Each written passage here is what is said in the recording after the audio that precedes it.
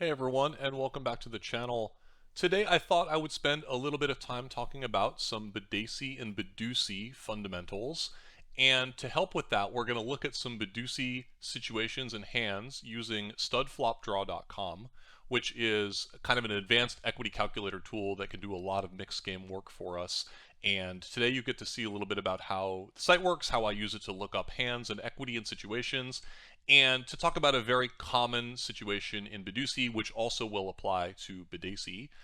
These games are relatively popular in cash games. They're not as common in tournaments right now, but they are a part of like the dealer's choice event at the World Series of Poker, and certainly have been growing in popularity. These split pot triple draw games that split between the best Badugi hand and the best deuce to seven hand.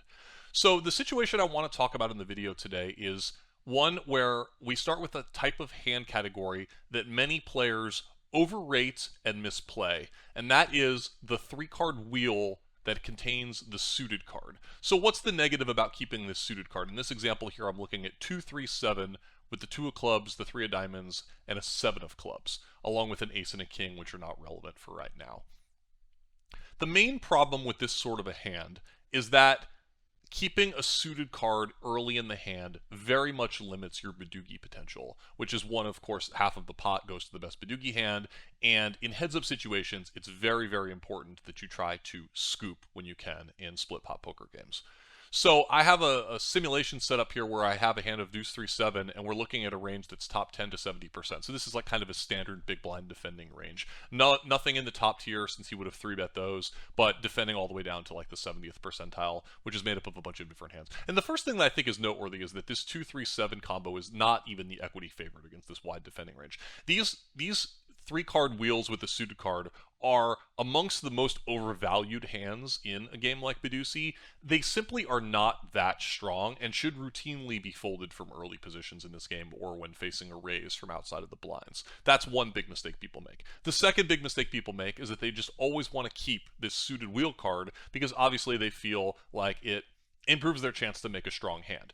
The problem here is that it improves their chance to make a one-way hand, which is the low hand, but it does not help so much with the Badugi chances. So here we can see that against that range I described earlier, we're basically 50-50, just barely under 50% equity with this hand. And stud flop draw provides a bit of a simulation algorithm behind the scenes that gives the recommendation for what cards to throw away along with the hand. And if I go to the next simulation here, we can see what happens when I'm forced to keep the 7. Our equity actually went down here from 49.8 or 49.9 all the way down to 48.2. I understand it's not a big equity difference, but this is like really how most mixed games work. You're just trying to maximize your equity in all situations. So keeping this suited 7 here does not help our scooping chances and therefore does not help our overall equity. We can see that our deuce to 7 equity actually goes up. Here in this hand, our deuce to 7 equity is 56.6. In the first one, it was only 51. But we lose more on the Badugi side of the coin than we gain, where it goes from 48.6 all the way down to 40. So that is very much a common situation that you should be aware of. And now we'll look at kind of a secondary situation, which is a little bit of a different scenario. In this case, we have a much stronger holding. In this case, we're starting off with the 2-3-5-7 with 3 to a 5 Badugi and the suited 7. In this situation, we can see that we are almost always basically going to draw 1 here, basically 100% frequency, and we have 63% equity when we draw 1 here. So in this situation, Badeucey's algorithm and the equity that we have with this hand does imply that we want to keep this suited 7. If we are forced to throw it away, our equity will go from 63%.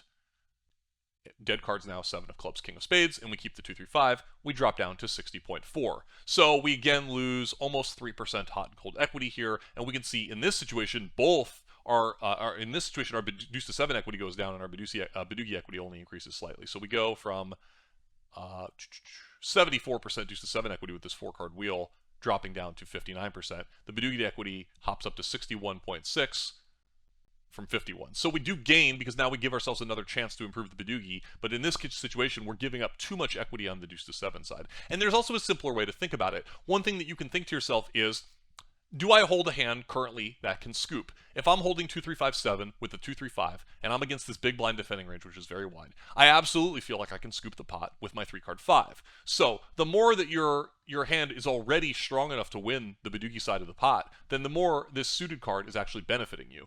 If you are far from being able to scoop the pot, like in this first scenario here, we only have 2, 3, 7, we're not even doing that well on the deuce to 7 side, then that suited card is more of a negative than a positive. So you can see that there's a really, really big difference between this 3 card 7 and this 4 card 7 in terms of the value of that suited card. And then finally, I just wanted to be very thorough, so I looked at a multi-way situation with the initial starting hand. And even here, stud flop draw's algorithm does want to go ahead and throw away that suited 7, but we will see that the difference is much smaller. Here I'm giving the big blind the top 10 to 70%, and I considered like an in-position caller having maybe top 10 to top 30%. With this situation, we can see that although this hand is probably unplayable from the start, if you're forced into the situation, throwing away the 7 gives you 32.2% equity, and if forced to keep it, you drop down to 31.7. But this is a much smaller difference. We only lose about 0.5% of equity keeping the suited 7 here. Why? Because multi-way, the chance to make a wheel is now more beneficial. If we only make a one-way hand in a multi-way pot, we can still make money. We still make money on bets that go in multi-way, even if our hand is very limited and only a one-way hand. This is why a starting hand like a pat 7 low with four spades in it is still quite valuable, because it's extremely hard for our hand to get scooped, and if we get multi-way action, we're making a bunch of money, even though we basically have no shot to win the Badugi portion of the hand.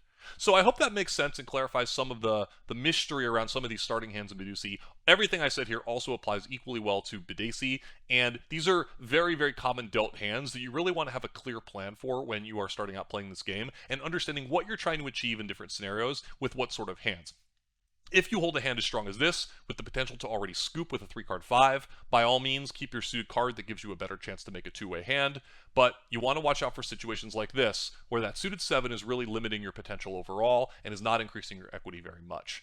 So let me know what questions you have about this. I have not really talked too much about Badeucey and Badacey before on the channel, but I am looking to cover all of the mixed games that I regularly play, and I'd be curious to hear what your general questions and comments are about these games. See you guys soon. See you on the comments.